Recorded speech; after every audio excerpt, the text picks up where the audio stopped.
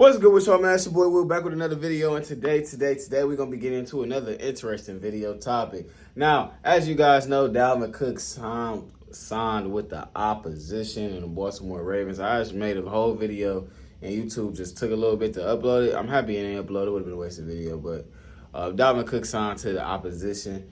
Look like everybody getting on that Baltimore bandwagon, man. So. We gotta get ready to get spoiler and play spoiler and try to spoil their little playoff hopes. It's like they trying to do what the Rams did when the Rams went to the Super Bowl. When the Rams went to the Super Bowl and everyone started just signing there, they got Odell out of nowhere. They start getting real nasty. So hopefully we can see them. Hopefully we can see Dalvin Cook. Hopefully the Browns can knock them out the playoffs. But that's not what we're here to talk about today. We're here to talk about the Cincinnati Bengals game. We do got a game left on our schedule. Let's not get too ahead of ourselves here. And we do got an opponent in front of us. Very important opponent. This is the AFC North opponent. This is the divisional game. This is a road divisional game. Now, it doesn't mean anything for this season besides history-wise, and it means a lot for draft capital. So, two reasons. The main reasons, if we're being logical here, is draft positioning.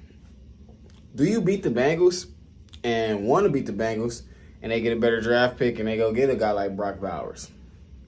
Or do you lose to the Bengals, take an L on your record, give them a W all the time versus you, and also give yourself a worse record and a better draft pick for the Texans?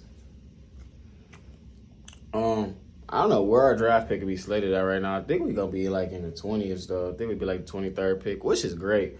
So for all you guys that's like, killing that Deshaun trade, like they got a 12th, a 14th, a 23rd, and like two third-round picks. Like I still don't feel like it was that bad of an asset that the Browns gave up. Now that this is the last first-round pick, and this is a good first-round pick that we got. I mean, they didn't get a single top 10 pick out of this. So yeah, I think the best pick they got was like the 12th pick in the draft.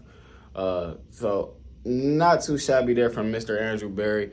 We got to start like remembering stuff because, sometimes people get really prisoner in the moments, especially fans. Yeah, like we remember when I still remember when people used to talk about Baker, like Baker wasn't an NFL player.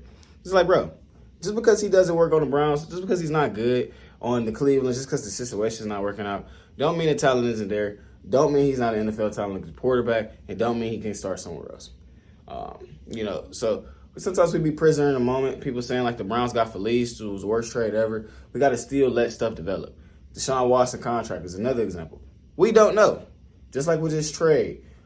We didn't know 2 years ago. We still don't know now. But we got more information now on the trade and what we gave up and what we lost in that deal versus in that moment where people, be quick to judge. Like, oh, my God, 3 first-round picks. Oh, my God, what a sturdy price. And you're doing this all for a guy with 35 sexual assault. Like we don't know. So what's now been a little bit unfortunate is, obviously Deshaun hasn't been healthy. But as far as level of play, yeah, of course we could wish he could play at a top 3 quarterback level. I mean, who don't? But he hasn't been bad or washed. And we still don't know about the trade. So we can find out more about the type of player he is next year as long as he stay healthy, knock on wood. But as of right now, with the Browns winning and the Texans kind of getting like another subpar draft pick, it still looked like it was a pretty fair deal to the Cleveland Browns and the Houston Texans, despite people try to kind of make it like being one of the worst trades of all time. But not to here nor there. Browns winning this game will take us to 12-5. It looked real good seeing 12-5 on our record. And it looked real good sweeping the Bengals. Got to remember we beat them earlier in the year. Got to remember that the Bengals hasn't won a division game all year. So beating them would make them go 0-6 in the division. It would improve your record against them. I think Stefanski has lost 1 game over the last 4 years against them. And it will also break the record of winning a game with 5 different starting quarterbacks. That has never been done in NFL history before, I don't think. I'll be very surprised if anybody's ever done that, let alone do it with 11 wins or 12 wins in this scenario. So that'd be like a hell of a record and a hell of accomplishment for that coaching staff and Kevin Stefanski and coach to do something of that nature. But my biggest concerns with this game is going to be about the defense and the backups. I don't really have a problem with offense. I think Stefanski will be able to get something going and drawing up. We'll be able to get like 14 to 20 points. I think Cedric Tillman, if he plays, will have himself a day. I think Austin Watkins, if he plays, to have himself a day. Austin Watkins should play. Well, if he plays, to have himself today. I think David Bell, Cedric Tillman, Austin Watkins, Pierre Strong should be those guys you look out for offensively.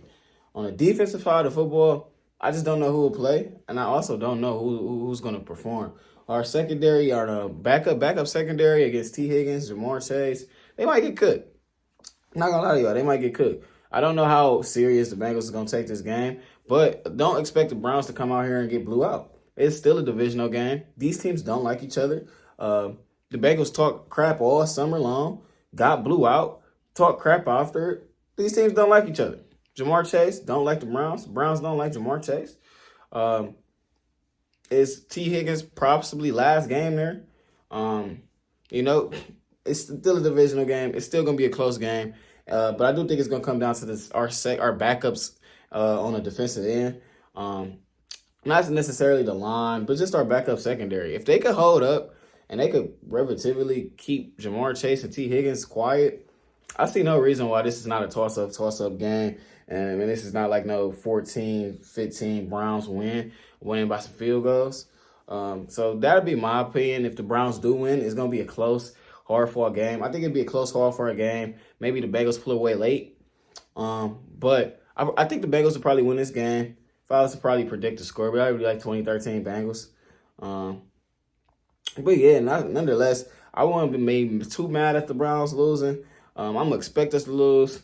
But the Browns, if they win, Bengals fans going to have to hear about that shit for the rest of the summer. I'm telling you, getting swept by the entire division is horrible. So you guys comment down below. Would you Browns rather win or lose? I'd rather the Browns win. I could care less about their seeding. I could care less about what type of draft pick they get. I want to beat the Bengals. I don't like the Bengals.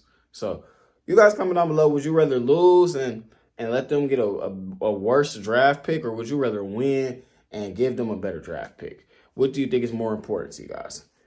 It's your boy Will. Just want to drop this quick video, man. Hopefully our backups can hold up. Hopefully we can go out there in Cincinnati and get a dub, and we can walk into the playoffs hot. Walk into the playoffs with a win streak. You got to remember that as well. We are on a streak. So, out. Peace. Let's get into it.